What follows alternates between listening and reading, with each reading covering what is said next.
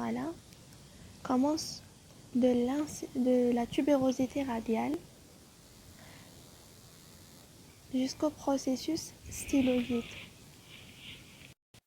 Il est oblique en bas et en dehors, puis il devient rectiligne jusqu'à sa terminaison. Voilà, il commence oblique en bas et en dehors, puis il devient rectiligne jusqu'à sa terminaison. Le bord antérieur sépare la face antérieure de la face latérale. On a le bord médial ou bien le bord interosseux.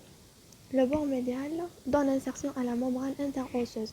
Il commence au niveau de la tubérosité radiale et il se termine dans l'extrémité distale où il se bifurque, c'est-à-dire il se divise en deux branches au niveau de l'extrémité distale. Le bord médial donne insertion à la membrane interosseuse. Un bord postérieur. Comme vous voyez, le bord postérieur il est plus marqué dans sa portion moyenne. Donc dans la portion moyenne, il est plus marqué qu'au niveau des extrémités. On passe à l'extrémité supérieure. Voilà l'extrémité supérieure. Elle est composée de la tête radiale et du col. Donc la tête radiale elle-même est constituée de l'incisure radiale, de la fossette radiale, pardon, pas l'incisure. La fossette radiale s'articule avec le condyle huméral.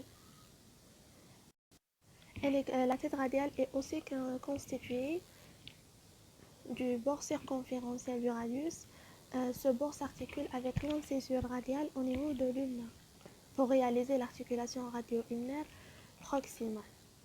Le col présente la tubérosité radiale. Voilà.